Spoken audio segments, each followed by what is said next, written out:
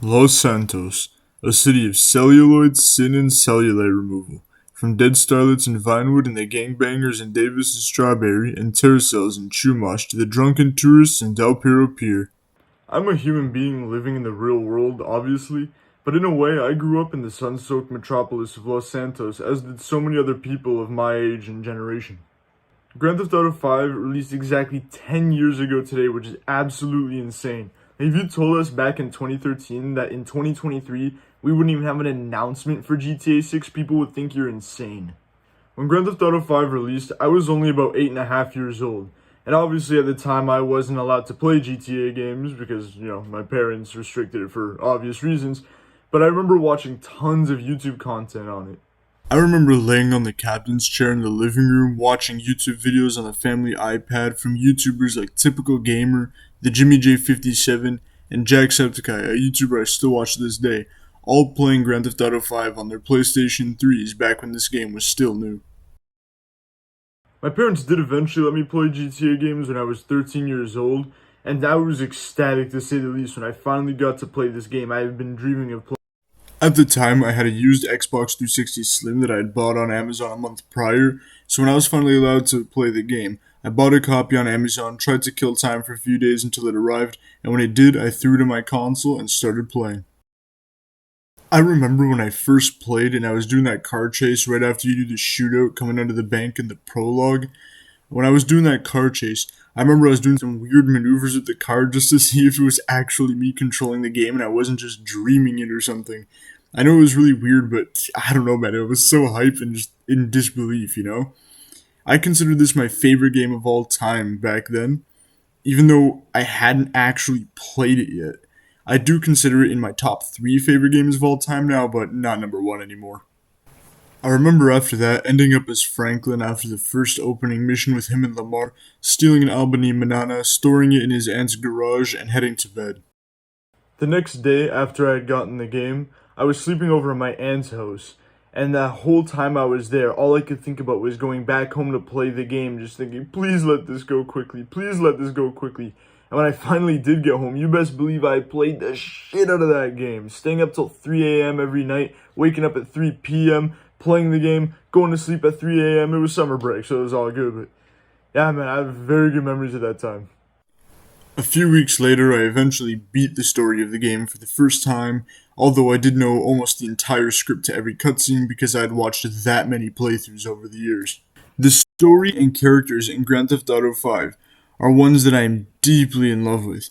I love everything from the characters and their personalities and motives and their senses of humor. And I love journeying through the high points and the low points in these characters' journeys. And I love that in the end, the player gets to choose whether Franklin takes after Michael and betrays those closest to him just to save his own ass, or if he takes after Trevor and learns the importance of loyalty and risks his life to save the lives of his friends. I genuinely almost cry every time I beat the story of this game, and I don't think that's ever going to change. It's really heartwarming and like a bittersweet moment for me when I see Michael and Franklin drive off into the sunset as Trevor paces back and forth, and the camera pans up and the credits start rolling and Setup by Favored Nation starts playing. It's really sad that the journey's over, but it was a great story, and all of them are friends in the end, and they live happily ever after. And every time I see it, I just want to play the game again. Also, I think it's worth noting, I know all the endings, I've seen the cutscenes many times, but I've never actually played through any of them because I love all 3 characters, and I hate the other 2 endings that aren't the Death Wish.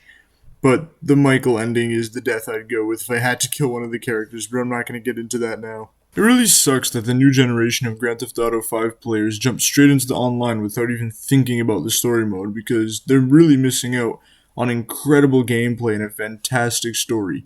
I've beat the game 8 times and just recently I finally platinumed it. That's right, I'm Vinewood's biggest star. The reason I still play story mode to this day isn't just to replay the story of the game, but also to just make my own fun in my own little in-game world. I have countless hours in the story mode alone, doing things like stealing and buying cars, then modifying them, using my incredible collection of cars to beat my best times around the various house street races across the city, Stealing jets and tanks from the military base, a true Grand Theft Auto 5 classic activity. Having some innocent fun with tow trucks. Murdering innocent train conductors. One of my favorites, killing some punk ballas on Grove Street. Do some sick stunts in some planes. Commit mass murder and see how long you can fight off cops for. Make it more challenging for yourself by restricting yourself to a certain weapon or something. Start a good old-fashioned car chase and have some fun with sticky bombs. Rev your car at an NPC at a stoplight and engage in a race with them. Trust me, the Karen Sultan drivers are the most insane. It's real fun.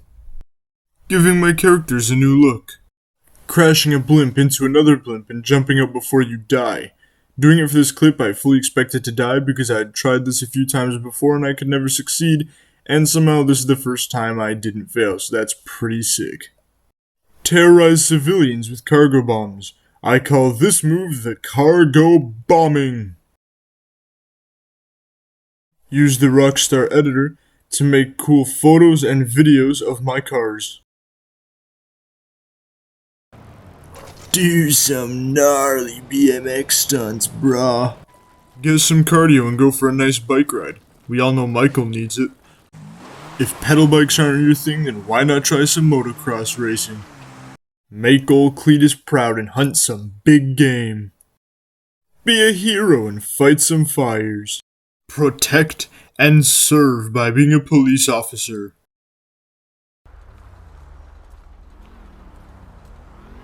Come on, lady. Don't fight.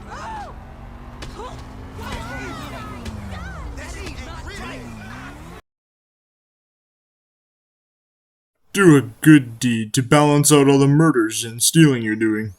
Channel your inner middle-aged dad and play some golf. Go for a relaxing swim. Take a casual ride on a Sea-Doo. Take a wild ride on a roller coaster. Show the other thieves of Los Santos that your businesses are not easy targets. Protect the nation and join the military. Start binge drinking and contemplating life choices until you black out and wake up in a hospital. Go for a walk and take in the scenery. Okay, I'm gonna stop here, but I could absolutely go on. There's so many other fun things you can do in this game that I thought of, but I didn't want to make this part too long. But even if the online part of GTA 5 didn't exist, this would still rank where it is now on my favorite games of all times list. Okay, now I've talked a lot about how much I love the story mode and how I think everyone should play it before they jump into GTA Online, but that's not to say I dislike the online. Because the playtime on my online account would say otherwise. So back when I still could only play this game on my Xbox 360, I was watching a lot of Hellaflush videos, like his Tips for Car Guys series and his car meet edits and all that, and I really wanted to join GTA Online car meets, and the Xbox 360 Online, while pretty active for its age, they didn't have any organized meets or anything on there that I knew of, so I had to do something about that.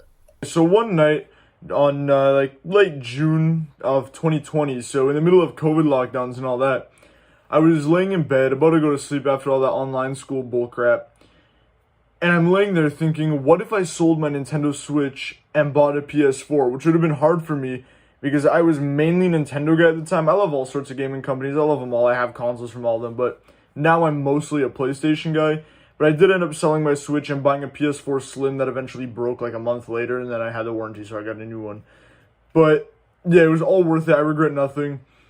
And I still have the PS4 that I started my channel on and everything, sitting right over there on a shelf. It's great. But yeah, I spent that whole summer grinding GTA Online, joining the car meets on PS4 communities. Remember those? I miss those. And I met a group of people that I played a ton of GTA Online with, like online. They were all from Florida. They all knew each other in real life. And I played a ton with them that summer, but we don't play anymore, sadly. But yeah, it was a great time. Very nostalgic summer. So the summer after my 10th grade year of school, I was tired of not doing any more GTA Online car meets because the communities in PS4 were gone, so I made my own car meet server in Discord. And with the help of my friends advertising all over Reddit, we grew that server up to about, I think it was 111 members at its peak, and we had active meets, like 2 or 3 meets a day. I was doing them like constantly during that summer. And I let anyone host, but for some reason people would only join the meets I hosted, so when school started back up, it died pretty quick. But it's okay now because I'm in a phenomenal and very active PS5 car meet server. And yeah, I finally have a PS5 now, bought it back in February, and you could probably tell the difference in the quality of my videos now. Love that thing. GTA 5 is one of the things that defined my childhood. Going from watching so much YouTube content on the game and like dreaming of playing it to finally owning 5 copies of it and having beat it 8 times, it's really weird to think about, you know? This game is super nostalgic to me. I have a lot of sentimental value for it, but even if I had no nostalgia or sentimental value for it, it would still be one of my favorite games of all time and exactly where it is on that list now to this day. I just wanted to do something special because it's been 10 years and I love this game so much. I wanted to do something special to commemorate the fact that it's been 10 years since this game released. 10 years to the day that you're seeing this, that this game was first played by gamers' hands all around the world, and it's just insane to me. So I want to do this to commemorate it. I think everyone should play it. Even if GTA 6 is a better game, I still think I'll always be coming back to GTA 5 for more. I don't think 6 is going to beat it, even if I love it. Honestly, just what kind of things do you like? Tell me your stories about the game. What kind of things do you like to do in the game? Tell me your stories, but I want to hear it. Thank you for watching, and happy birthday to GTA 5. See y'all later.